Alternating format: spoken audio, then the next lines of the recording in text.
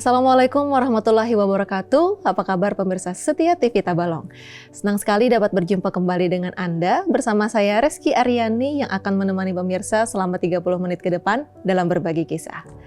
Pemirsa, kali ini kita akan mendengar cerita atau kisah dari salah satu penyuluh pertanian senior dari Kabupaten Tabalong, di mana narasumber kita ini mempunyai segudang prestasi yang diraih, bahkan pernah magang ke Jepang. Di studio sudah hadir Pak Hotim. Assalamualaikum Bapak. Waalaikumsalam warahmatullahi wabarakatuh. Bagaimana kabarnya Pak? Alhamdulillah sehat, bahagia. Alhamdulillah. Baik, nah untuk diketahui Pak Hotim ini merupakan seorang penyuluh pertanian lapangan senior Tabalong dan saat ini bertugas di Balai Penyuluhan Pertanian Lapangan Kembang Kuning. Kita berikan tepuk tangan dulu untuk narasumber kita. Oke, baik, sebelum kita menggali kehidupan Pak Hotim sebagai penyuluh pertanian lapangan, kita ingin tahu bagaimana awal mula cerita Pak Hotim bertugas sebagai PPL di Tabalong. Baik, bisa diceritakan dengan singkat Bapak? Iya. Awal mulanya saya menjadi PPL itu ya seperti orang lain juga, ngikuti seleksi CPNS gitu. Begitu lulus, itu saya dihadapkan kepada dua pilihan. Iya. Jadi pilihan pertama meneruskan sebagai CPNS atau mengikuti ada panggilan kerja ke luar negeri. Waduh, pilihan yang berat ya Pak? Ya. Kemudian ya atas saran dari istri, keluarga, kawan-kawan, sebaiknya pilih yang pasti-pasti aja katanya. Gitu. Oke, nah itu tadi jadi dilema Pak ya di antara dua pilihan yang sangat berat lah. Dua-duanya memang maksudnya menguntungkan ya Pak ya, tapi lebih memilih menjadi CPNS waktu itu. Dan lalu tinggal di kampung. Nah, lalu Pak, apakah Pak Hotim sendiri dibesarkan dari keluarga seorang petani? Lalu kenapa Bapak tertarik dalam dunia pertanian? Iya, saya memang dibesarkan dari keluarga petani ya. Bapak saya ini petani sambil jadi guru ngaji. Oke. Bapak saya itu. Ibu saya ini penjual sayur. Maka ibu saya punya cita-cita katanya, semoga anak penjual sayur jadi insinyur gitu. Ternyata terkabul. Alhamdulillah. Alhamdulillah. Doa ibu. Doa seorang ibu. Nah lalu dari PPL ini merupakan ujung tombak nih dalam pengembangan pertanian di kecamatan. Saat awal bertugas apakah Bapak pernah mengalami kendala nih?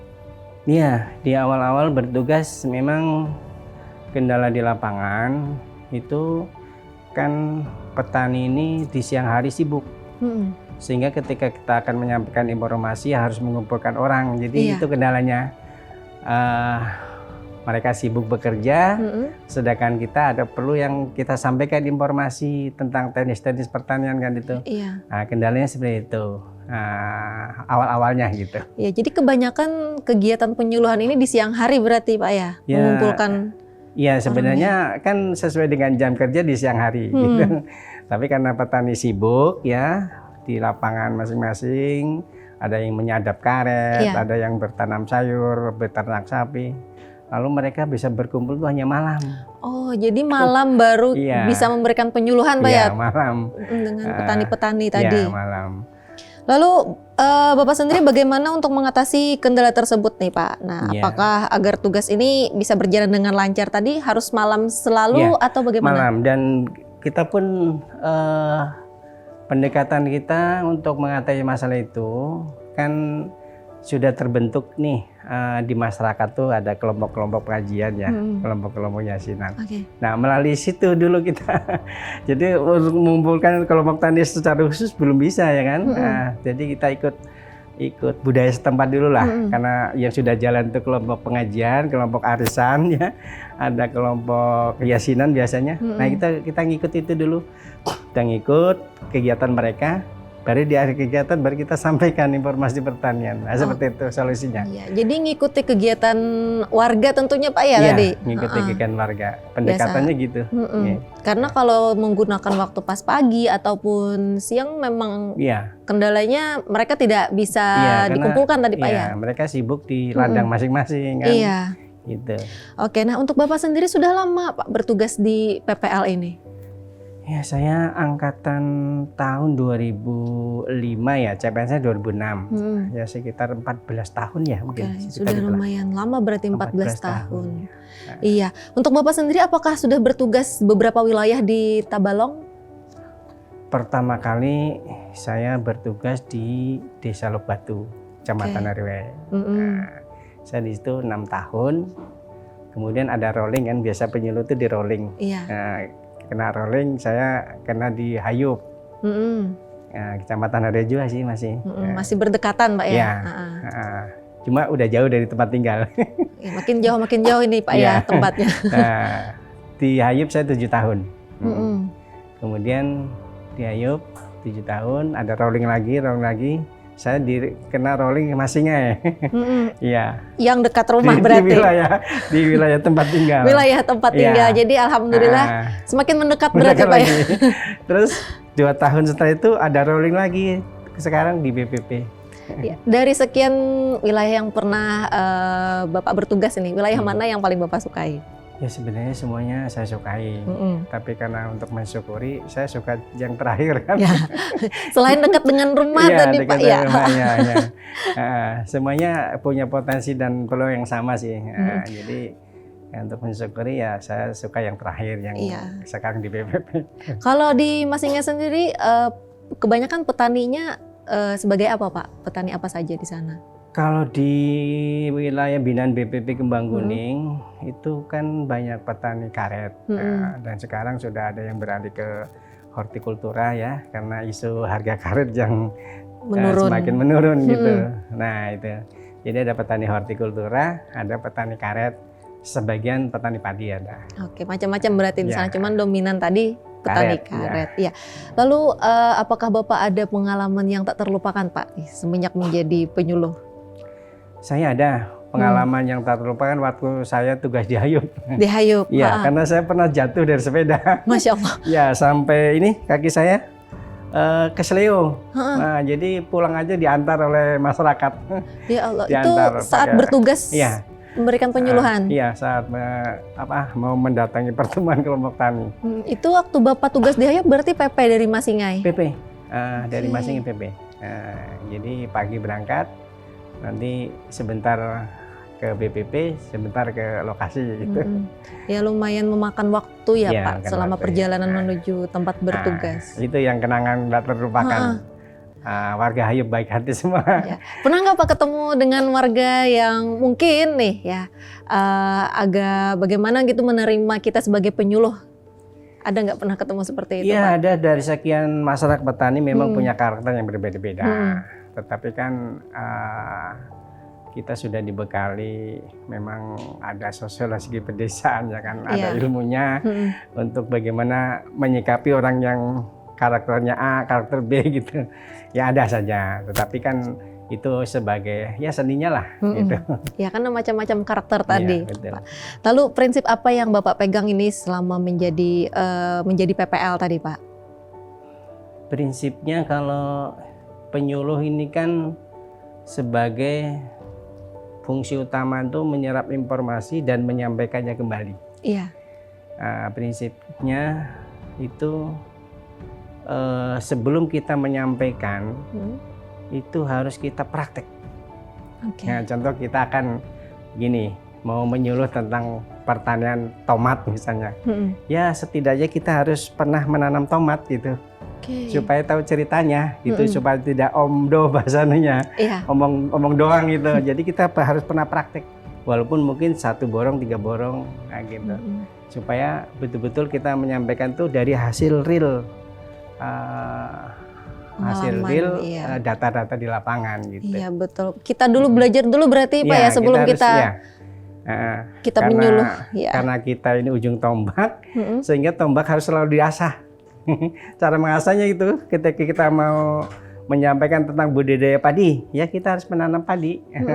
Minimal ya itu tadi, apa 1 borong, 2 borong atau 3 borong. Nah, biasanya itu ada paket-paketnya, itu ada kegiatan demplot gitu. Nah, di paket itulah kita belajar gitu. Iya. Sebelum kita memberikan penyuluhan, kita harus tahu dulu kan Pak konsepnya seperti apa. Gitu. Nah, Bapak ini kan sebagai PPL senior nih di Tabalong. Apa saran dan nasihat Bapak untuk PPL muda yang ada di Tabalong ini? Ya, saran saya pertama syukuri pekerjaan yang sudah kita miliki sekarang.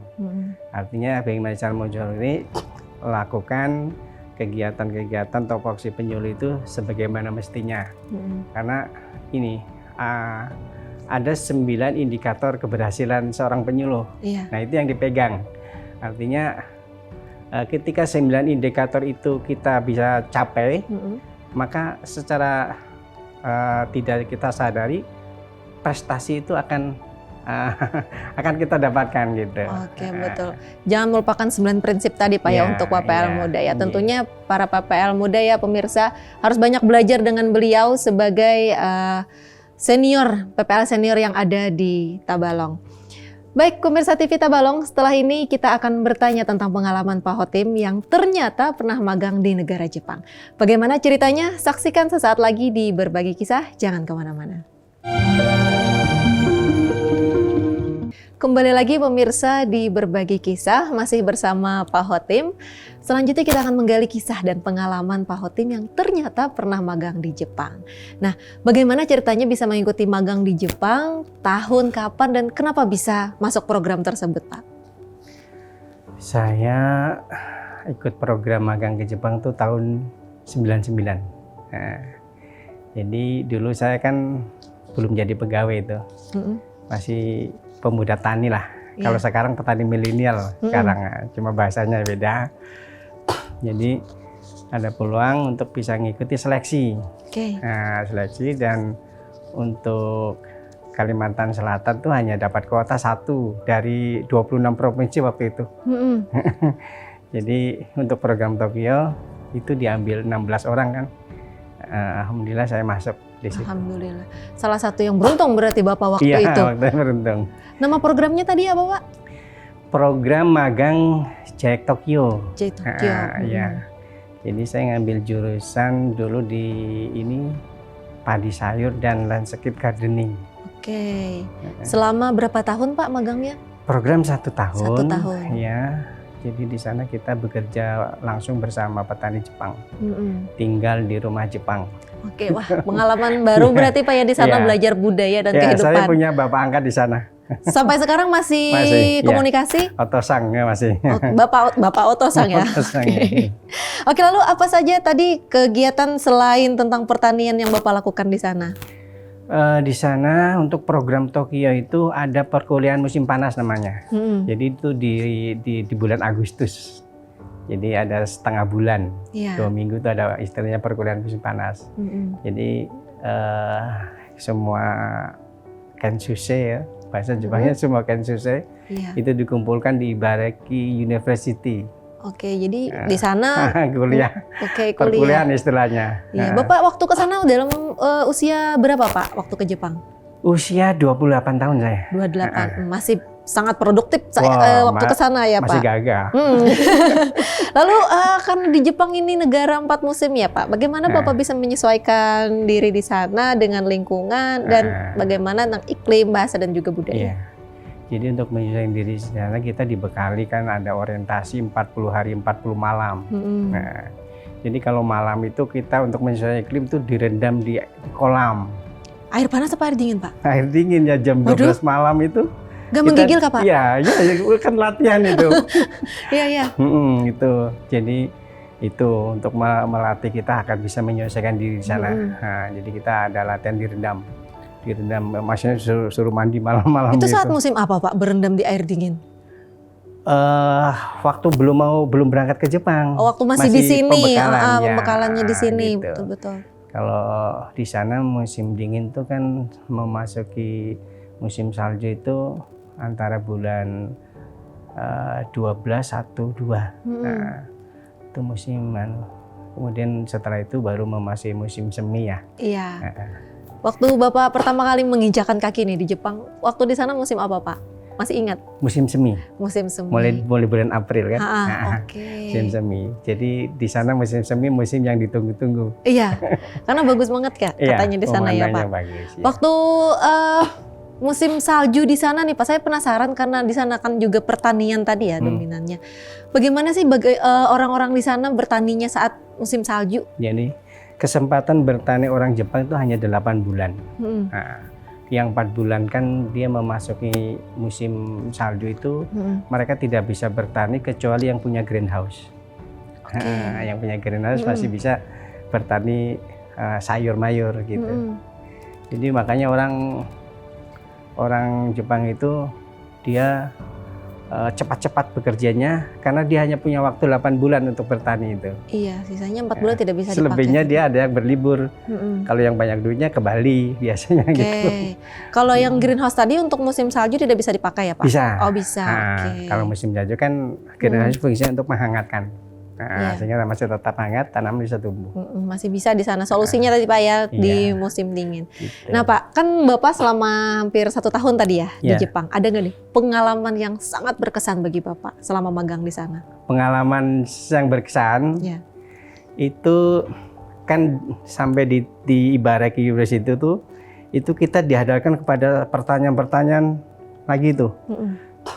Jadi dan pertanyaan itu pakai tulisan kanji bahasa Jepang. Gitu. Saya pikir ini membaca aja nggak bisa, apalagi menjawab pertanyaannya. Jadi saya bekerja sama dengan guru bahasa Jepang di sana. Saya bermodal berani bertanya aja. Sensei, Korea mana desu ka? Korea, iyo, yang ini katanya. Jadi saya dibantu. Iya, tapi memang di sana orangnya baik-baik Pak ya? Baik ya. Nah, karena saya dibantu. Ini pengalaman yang pada waktu pengumuman saya dari 5 negara kita itu masuk 10 besar karena dibantu. Tapi alhamdulillah dengan bantuan tersebut masuk 10 besar tadi. Dibantu. Mengapa mereka membantu? Karena berani bertanya. Gitu, berani bertanya dalam bahasa Jepang. Nah, kemudian saya menjadi leader di sana. Leader untuk prefektur Nara. Tapi Bapak sebelum ke sana di sini kursus dulu bahasa Jepangnya Pak? Di sini dibekali tadi yang saya katakan 40 hari 40 malam itu. Jadi selama 40 hari itu aja belajar bahasa Jepangnya? Oke, sisanya praktek langsung ya Pak di Jepang? Saya praktek langsung di sana. Oke, lalu ada cerita suka ataupun duka tidak waktu di magang di Jepang? Kalau saya alhamdulillah banyak sukanya di Jepang. Nah, kan kalau hari libur, hari Minggu saya libur. Libur saya kasih kebebasan mau kemana gitu, mau jalan-jalan itu. Jadi suka saya di Jepang itu karena pemandangannya sungguh cantik pemandangannya itu. Pengen balik lagi ke sana Pak? Ya kepingin ya. Ada mitos sih kata orang Jepang, orang yang pernah melihat mekarnya bunga sakura itu bakal kembali ke Jepang. Masya Allah. Semoga suatu saat nanti bisa kembali lagi Pak ya ke sana dan bertemu dengan siapa tadi Pak guru guru Bapak di sana tadi yang membantu saya. Itu pengalaman yang tidak saya lupakan. Orang Jepang bagus, mau membantu kesulitan kita. Gitu. Tadi Bapak bilang 1 tahun di sana. Itu cukup atau menurut Bapak kayaknya kurang nih 1 tahun di Jepang? Ya, kalau untuk program magang cukup ya kan. Tapi kalau untuk program kerja kurang. Kalau untuk program kerja kan orientasinya kepada gaji kan. Kalau program kurang banyak kan. Tapi kalau untuk magang cukup. Ya, karena kita masih berharap suatu saat nanti bisa kembali lagi ke sana ya Pak. Oke, dan sejauh ini nih Pak, apa saja ilmu yang Bapak aplikasikan di Tabalong dari pengalaman Bapak magang di Jepang tadi? Iya, saya kan di Jepang jurusannya padi sayur dan landscape ya kan, landscape gardening. Jadi alhamdulillah sekarang saya punya 2 titik kebun sayur ya kan, kemudian 1 titik kebun buah, buah jeruk, 3 titik kebun karet. Oke, wah jadi, banyak ini Pak. Sudah kita aplikasikan, gitu. Jadi alhamdulillah artinya bisa membantu perekonomian rumah tangga lah gitu. Iya, dan yang membantu Bapak di sana warga di sekitar tempat tinggal Bapak? Iya, yang nyadap karet juga sekitar sana gitu. Oke, itu hasil kebunnya Bapak jual belikan? Iya, kalau hasil karet kan dijual, kita terima kalau bahasanya ke karon ya, kalau bahasa Banjarnya tuh. Kalau hasil kebun jeruk sekarang kan jualan online ya sekarang ibunya. Wah, Bapak ya sekarang jualan online berarti nanti kita kontak-kontakan Pak ya di belakangnya beli jeruk saya online. Online sekarang kan sistemnya kan. Iya betul Pak. Kalau sayur kan sekarang sudah banyak aja sih penerima sayur tuh, nggak sulit pemasaran. Oke, berarti untuk pemasaran tidak ada kendala Pak ya terkait tadi pemasaran untuk buah dan juga sayur. Oke, luar biasa sekali pemirsa bagaimana pengalaman Pak Hotim dalam mengikuti program magang di Jepang. Baik pemirsa, jangan kemana-mana dulu karena setelah ini saya akan menggali prestasi-prestasi apa saja yang pernah diraih selama bertugas penyuluh pertanian. Tetap di Berbagi Kisah. Terima kasih pemirsa masih bersama kami di Berbagi Kisah. Selanjutnya kita ingin menggali prestasi-prestasi yang diraih Pak Hotim sebagai penyuluh pertanian lapangan. Nah Pak, bisa diceritakan prestasi-prestasi apa saja yang pernah Bapak raih sebagai PPL? Saya mau mendengar dulu yang tingkat kabupaten dulu nih Pak. Iya, saya di tahun 2021 ya. Tahun 2022 itu saya sudah teladan, istilahnya itu penyuluh teladannya, penyuluh teladan di tingkat kabupaten. Terus di tahun 2021 dilanjut lagi, anggap saja kayak juara bertahan gitu. Oke, masih bertahan Pak ya? Kemudian dipromosikan untuk ikut tingkat provinsi. Alhamdulillah bisa jadi juara 1 ya kan. Kemudian ke tingkat nasional kami masuk 13 penyuluh teladan se-Indonesia. Satu Indonesia. Bapak termasuk salah satunya sebagai penyuluh. Oke, ini boleh dipegang dulu Pak. Ini langsung piagam penghargaannya. Ya, di sini sebagai penyuluh pertanian ASN Teladan. Iya, langsung dari Kementerian Pertanian Republik Indonesia. Oke, wah. Luar biasa sekali ya prestasi Pak Hotim sendiri. Lalu Pak, bagaimana semua pencapaian itu? Nah, bisa didasari karena apa? Apakah karena pengabdian atau prestasi semata? Ya, prestasi ini kan ada instrumen penilaiannya. Jadi pertama kita memenuhi standar penilaian kan. Yang kedua pasti ada dukungan dari kawan-kawan ya kan. Dukungan dari pimpinan kan gitu. Nah, sehingga prestasi bisa didapatkan gitu. Oke, lebih dari ke mempertahankan bagaimana kita mencapai indikator tadi Pak ya. Betul ya, ada 9 indikator itu kemudian di breakdown menjadi instrumen penilaian penyuluh gitu. Memang harus serius sekali ya Pak menggeluti dunia ini untuk bisa mendapatkan tadi prestasi seperti yang Pak Hotim capai. Ya sebenarnya kalau serius banget juga tidak sih, sebenarnya kan sudah ada ini ya indikatornya. Iya. Bila kita mengikuti indikator ini, itu sebenarnya secara apa ya? Secara apa istilahnya itu disadari atau tidak, itu prestasi tercapai gitu. Yang penting kita ngikutin anunya, aturan-aturan tupoksi kerja kan gitu. Menurut pandangan Bapak sendiri, keberhasilan sebagai penyuluh ini, menjadi seorang penyuluh itu seperti apa? Menurut pandangan Bapak? Maksudnya? Ya, sementara untuk keberhasilan nih Pak, sebagai kita penyuluh nih telah berhasil, ya menjadi penyuluh yang teladan seperti Bapak tadi. Nah, menurut Bapak seperti apa menyikapi hal itu? Jadi begini, penyuluh itu adalah cermin di masyarakat. Terutama bagi masyarakat petani kan. Jadi kalau kita ini berbicara A, ya kita harus melakukan A.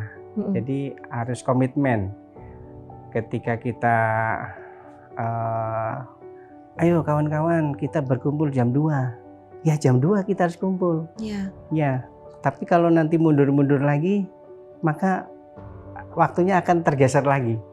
Jadi ada komitmen antara kita dengan petani binaan tentang disiplin, tentang teknologi. Kalau kita menganjurkan ini, ya kita harus melakukan.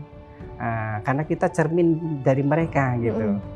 Kalau kita tidak melakukannya, maka itu tadi petani tidak percaya gitu. Betul. Makanya kita sebagai penyuluh harus memberikan teladan yang baik di tengah masyarakat. Gitu. Jadi menurut Bapak tadi ya Pak, keberhasilan seorang penyuluh ini yang pertama itu tadi adalah komitmen. Komitmen. Iya, dan juga kita harus menjadi contoh Ya. dari petani binaan. Betul, Okay. ya, khususnya petani binaan kita. Ya. Lalu Pak, apa harapan Bapak untuk anak muda yang saat ini masih menempuh pendidikan di bidang pertanian? Oh, saya sangat memberikan apresiasi kepada anak muda yang mau belajar pertanian. Apakah itu berupa kursus atau perkuliahan. Karena pertanian ini sesuatu yang tidak boleh ditinggalkan, kecuali kiamat. Kalau sudah kiamat nggak perlu pertanian lagi kan. Tapi selama masih ada kehidupan, pertanian ini masih diperlukan. Dan siapa lagi kalau nggak yang muda yang melaksanakan. Maka pesan saya, semangat terus, jangan pernah menyerah. Oke. Gitu. Karena kan Pak, pandangan anak muda zaman sekarang ini sepertinya tidak lebih mengarah kepada pertanian, kebanyakan sekarang nih Pak ya. Lalu bagaimana Bapak bisa menyikapi hal itu atau pandangan Bapak bagaimana nih anak muda ayo dong sekarang belajar pertanian, karena siapa lagi yang akan melanjutkan? Jadi saya di BPB Kembang Kuning ada program namanya PMS, Pertanian Masuk Sekolah. Oke. Jadi pertanian itu harus kita kenalkan kepada generasi mulai dini. Dan kita katakan bahwa pertanian itu penting. Dan jangan merasa rendah menjadi anak seorang petani. Karena petani ini penting. Kenapa disebut petani penting? Karena petani ini mengurusi hal-hal yang penting tentang perut, isi perut kan, tentang pangan. Nah ini sesuatu yang tidak hina. Kan sementara ini pandangan para anak muda ini menganggap pertanian itu licak ya kan. Iya betul. Pertanian itu kotor, berigat-rigat bahasa Banjarnya itu kan. Iya betul. Nah, tapi sebenarnya pertanian itu mulia. Siapa yang mengambil profesi itu, kalau di Jepang itu dipanggil sensei. Untuk seorang petani dipanggil sensei. Jadi di Jepang itu ada 3 profesi yang dihormati di masyarakat. Apa aja itu Pak? Pertama itu guru, ya kan, mendidik itu, dokter mengurusi kesehatan masyarakat, sama petani. Petani menguruskan pangannya ini. Kalau nggak ada yang nanam padinya, nggak nanam sayurnya, dari mana dapat gizi? Kan gitu. Dari mana dapat nutrisi? Jadi 3 profesi ini penting. Makanya petani di sana itu dipanggilnya sensei. Oke, sama kayak guru berarti dipanggilnya sensei tadi. Gitu. Oke, nah Pak, itu pandangan Bapak bagaimana untuk merubah pemikiran anak muda tadi supaya bisa terjun ke dunia pertanian. Lalu saran Bapak untuk anak muda yang ingin terjun ini di dunia pertanian apa Pak? Ya, saran saya terus semangat. Yang mau mulai sekarang ada petani pertanian, minimal kita apresiasi minatnya dulu. Kemudian harapannya pemuda-pemuda yang sudah berminat menggeluti pertanian harus di-support, didukung. Makanya kami ada kegiatan-kegiatan program untuk bagaimana meningkatkan kapasitas petani milenial dalam bentuk bintek-bintek gitu kan, dalam bentuk pelatihan 3 hari gitu, supaya image pertanian itu masuk di alam bawah sadarnya, sehingga dia mencintai pertanian dan menjadi orang penting gitu.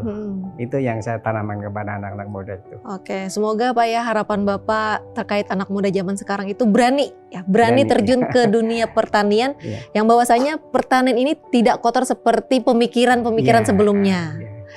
Oke, menarik sekali dan sangat menginspirasi cerita Pak Hotim.